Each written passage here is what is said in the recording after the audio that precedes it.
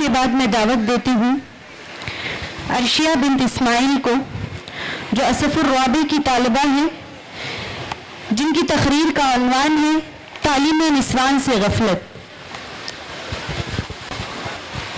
السلام علیکم ورحمۃ اللہ وبرکاتہ۔ نحمده ونصلی علی رسولہ الکریم، اما بعد۔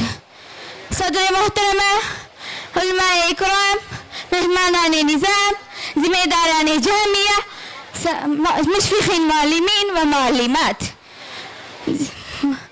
سامعین و سامعات، عنوان تقریر تعلیم نسوان سے غفلت۔ عورت معاشرے کا عجز، نصف انسانیت، افراد سازی کا مخزن۔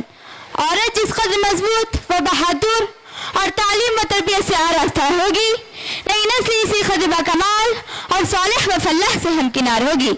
عورت تعلیم و تربیت کے زیور سے مزین ہو تو نتیجے میں جو معاشرہ وجود میں آئے گا یقیناً وہ مثالی معاشرہ ہوگا۔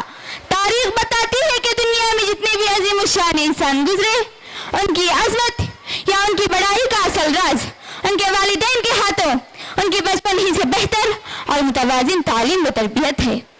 معلوم ہوا کہ صالح اور باکمال افراد کی تیاری کے لیے اصل معدن آغوش مادر ہی ہے، لیکن افسوس کی بات یہ ہے کہ آج عام طور پر معاشرے کی معمر اول عورت ہی تعلیم و تربیت کے زیور سے بالکل خالی ہوا کرتی ہے۔ اسے اس میدان میں جس قدر آگے ہونا چاہیے تھا اس کی قدر پیچھے نظر آ رہی ہے۔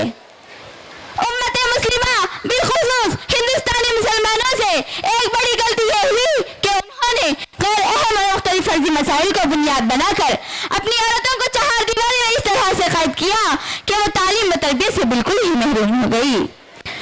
انہیں علماء اور دانشوروں نے جو بھی عصری مراکز و مکاتب قائم کی وہ صرف معاشرے کے جزء مرد کے لیے اور جزء ثانی عورت کے لیے کچھ بھی انتظام نہیں کیا۔ ایسے چراغ خانہ کا حسین نام دے کر اس کی تعلیم ہلکے حد تک ہی محدود کر دی۔ غور و فکر کا عجیب زاویہ یہ ہے کہ عورت بازار جا سکتی ہے، دنیاوی مجلسوں میں شریک ہو سکتی ہے، لیکن دین حصول علم کے لیے دینی مجالس نہیں جا سکتی۔ حالانکہ دین اسلام نے عورت کی تعلیم و تربیت پر بڑا زور دیا ہے۔ نبی کریم صلی اللہ علیہ وسلم نے کبھی ترغیب کے ذریعے عورتوں کو تعلیم زیور سے آراستہ کرنا چاہا تو کبھی الگ سے وقت نکال کر تعلیم یافتہ بنانا چاہا۔ حتی ابو سعید خدری رضی اللہ عنہ سے روایت ہے کہ نبی کریم صلی اللہ علیہ وسلم نے فرمایا، جس نے 3 لڑکیوں کی اچھے انداز سے پرورش کیا اور ان کی تعلیم و تربیت کا خیال رکھا اور ان کی شادی کر دی تو اس کے لیے جنت ہے۔ دلیل ابو داؤد۔ اس کا نتیجہ یہ ہوا کہ اس دور کی خواتین علم و عمل اور تعلیم و تربیت کے میدان میں کسی سے پیچھے نہیں رہی۔ ان کی تذکیر و تعلیم کا مسئلہ کبھی ادھورا نہیں رہا، بلکہ بعض خواتین تو مردوں سے بھی آگے نکل گئی۔ بلکہ بعض خواتین رسول صلی اللہ علیہ وسلم کے وفات کے وقت حتی عائشہ رضی اللہ عنہا کی عمر کوئی زیادہ نہ تھی، اس کے باوجود انہوں نے دنیا کو کافی علم عطا کیا، لیکن اس کے بعد کے دور میں امت مسلمہ نے عورت کی تعلیم و تربیت سے غفلت برتی، انہیں تعلیم و تربیت سے بالکل ہی محروم کر دیا۔ اس کا نتیجہ یہ ہوا کہ مسلم معاشرے کی خواتین معاشرے کے لیے صالح افراد تیار کرنا تو دور کی بات، اپنی مادرانہ خصوصیت اور انسانیت کا درجہ بھی کھو بیٹھی۔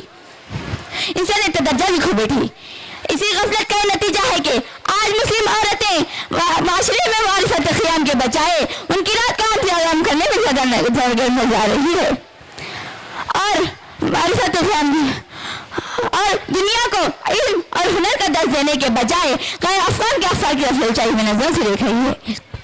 ضرورت اس بات کی ہے کہ علماء امت اور دانشوران قوم عورت کی طرف خصوصی توجہ دیں، نہ کہ صرف دینی علوم سے بلکہ عصری علوم سے بھی آراستہ کریں۔ انہیں اپنے طور پر حل کرنے کے لیے مکاتب، مدارس، معہد، کالجز اور یونیورسٹیاں قیام میں لائیں، تبھی جا کر ایک صالح اور معاشرہ و کمال معاشرہ وجود میں آئے گا۔